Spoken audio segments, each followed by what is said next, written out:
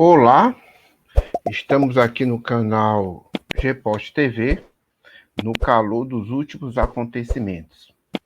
Vou aqui entrar nas notícias da, da Carta Capital, né? E é óbvio que nós vamos falar sobre o assassinato de um petista por um bolsonarista.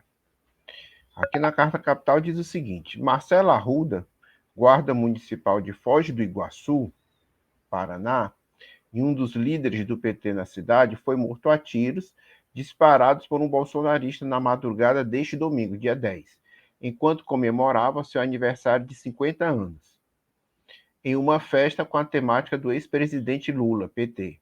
O autor dos disparos não era conhecido pelo guarda e teria, segundo relatos, se incomodado com o tema da confraternização.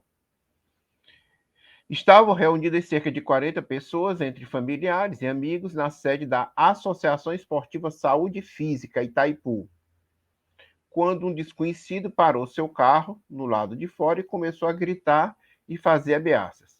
Ele gritava: é Bolsonaro, seus FDP, seus desgraçados. É o mito.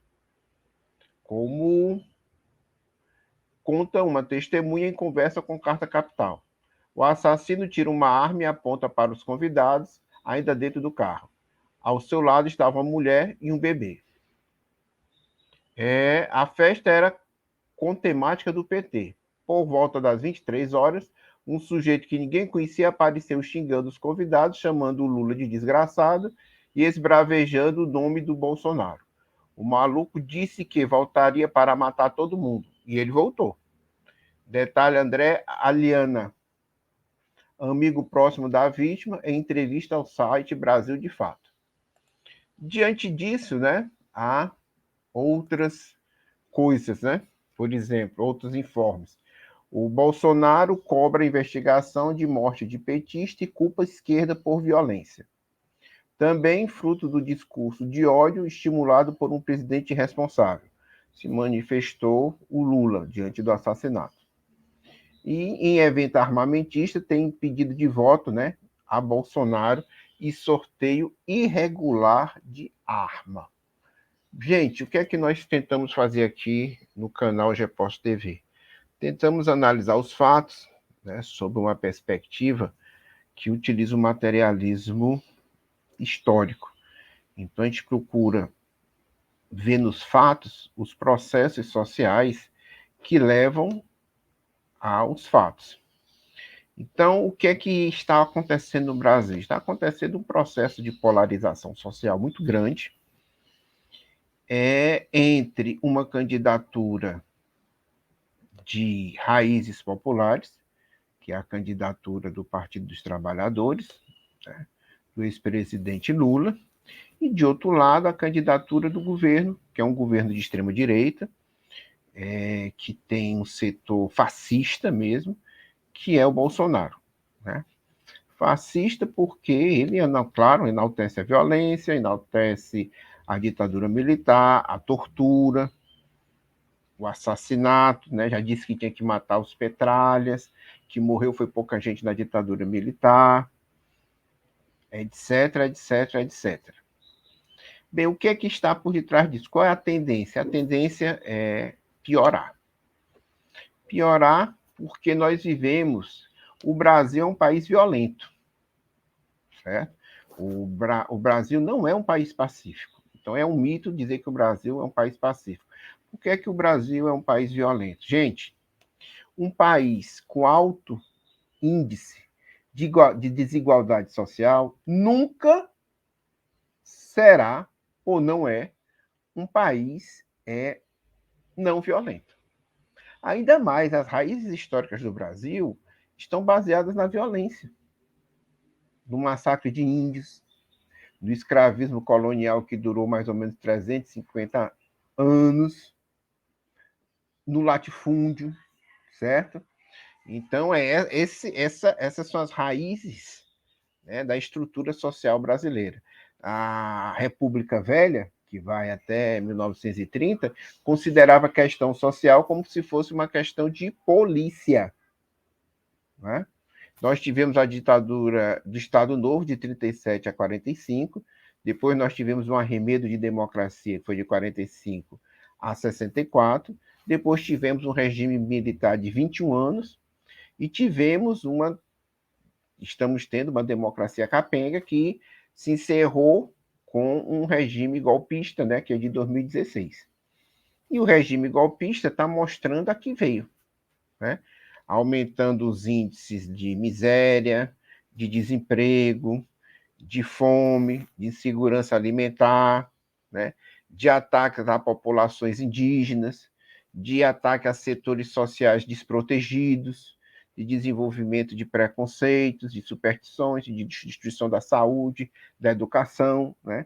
É um governo que orientou por suas políticas, induziu, né? Ajudou, né? Foi cúmplice na morte de mais ou menos 700 mil pessoas da epidemia da Covid. Então, é uma estrutura violenta.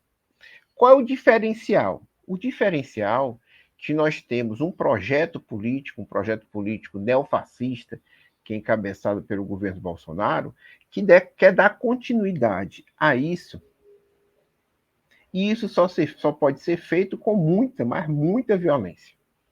Certo? Então, há um projeto, estamos entrando numa outra fase do golpe.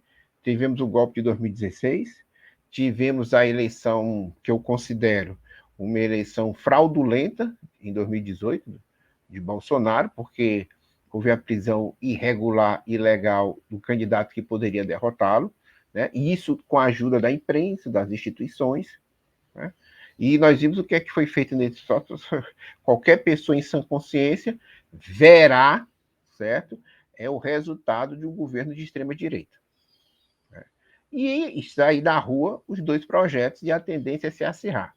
É bom colocar que, né, na imprensa, há setores colocando isso, que os dois estão errados, o Bolsonaro culpa a esquerda, é óbvio, né? Sempre as vítimas são as culpadas, né? Quer dizer, os que defendem a chamada cultura de estupro, diz que a culpa do estupro é das mulheres, que andam com roupas inadequadas, né? A culpa do racismo é porque os negros são pedantes, né? A culpa da destruição dos nossos indígenas, das nossas populações indígenas, dos povos da floresta, é porque eles querem tomar conta do Brasil, né? E aí vai, certo? Então a culpa, isso é normal, certo? Faz parte dessa ideologia neofascista. Então, o diferencial é que a violência que é imanente, que é própria dessa sociedade brasileira, que é própria do nosso capitalismo dependente, de origem do escravismo colonial, é que é uma violência agora orientada politicamente. Né? Existe o bolsonarismo é composto por inúmeros grupos, né? Grupos religiosos evangélicos, grupos religiosos católicos, grupos paramilitares, setores empresariais, certo? Fascistas tradicionais, nem tão tradicionais, liberais conservadores. Agora, qual é o núcleo central? Essencialmente, e esse é o sentido das violências que estão acontecendo, não é só essa violência, não é esse assassinato apenas, né? Nós tivemos o assassinato dos dois companheiros que estavam denunciando a ação do garimpo ilegal. Nós tivemos a tentativa do vereador do Partido dos Trabalhadores em Curitiba de ser cassado por defender, né, por travar uma luta antirracista, né? O padre Lancelotti está sendo constantemente fustigado, perseguido, né? E a tendência é piorar, porque depois nós vamos fazer outro vídeo, é a maneira de operar dos grupos fascistas. Então, voltando, né, o objetivo deles, o objetivo deles é o quê? É quebrar a resistência, certo? Dos trabalhadores, das trabalhadoras, dos diversos setores populares em luta por seus direitos. Então, o objetivo é intimidar, né? Quebrar essa resistência, porque o objetivo maior da extrema-direita, né, do seu núcleo duro, do seu núcleo fascista, é quebrar o que nós denominamos de movimento operário, né? é quebrar a resistência de milhões e milhões de brasileiros que estão passando fome, que estão lutando contra o trabalho precarizado, que estão lutando e questionando a destruição da saúde, da educação, da previdência. Então, eles têm que quebrar, né? E têm que fustigar, né? Inicialmente, eles utilizam, né? Tem esses malucos, entre aspas, né? Porque tem toda uma cultura. O próprio presidente, o recente Marcha para Jesus, disse que era uma luta do bem contra o mal. Então, eles são o bem e quem é o mal? Quem é o mal? Né?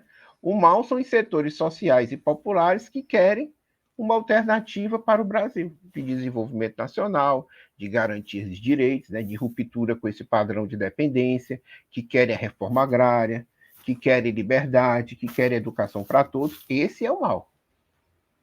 Né? Então, nós temos que denunciar, temos que combater essa violência, mas nós temos que saber qual é o objetivo dela. Né?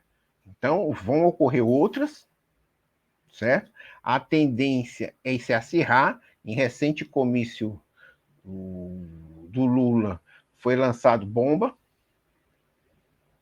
ok? E a tendência é piorar. Agora, há setores dizendo que é dos dois lados. Quais são os dois lados? Né? Quer dizer, a culpa dos nossos companheiros que foram assassinados recentemente, né, por defender as terras indígenas, os direitos indígenas, é deles? Então, o que nós devemos fazer, né, diante disso é, primeiro, não devemos nos intimidar, devemos entender como é que age o fascismo e devemos mais e mais nos organizar, porque essa ação do fascismo, esse desespero, essas provocações denotam que eles temem pela derrota eleitoral, que inclusive há um outro setor também do fascismo que quer um golpe, que quer um golpe dentro do golpe, que não aceita, que não vai aceitar os resultados das eleições, né? Entre outras coisas. Então, nós vamos fazer uma série de vídeos para tentar discutir, debater, dialogar sobre a natureza desses movimentos que não são fortuitos, não são movimentos isolados. Nós temos um governo de extrema-direita, temos grupos de extrema-direita, temos uma orientação de quebrar o movimento operário e popular, para esmagar o movimento, a partir de esmagar. Por que você quer esmagar? Né? E aí não é à toa, quer esmagar o Partido dos Trabalhadores, os outros partidos democráticos e populares, quer esmagar as associações de moradores, quer esmagar e destruir os sindicatos, né? Qualquer tipo de movimento popular. Para quê? Porque quer se instaurar no Brasil, esse é o objetivo desses setores, quer se instaurar no Brasil um Estado policial, um Estado sem direitos, um Estado baseado na miséria, na fome, na repressão brutal a qualquer um que questione. Né? Então, o que aconteceu, e nós temos aqui que nos solidarizar com todos, né? O que está acontecendo é um movimento que começa aparentemente molecular, isolado, e que só pode ser detido pela ampla mobilização nossa, da maioria, por nossos direitos, por nossas reivindicações, né?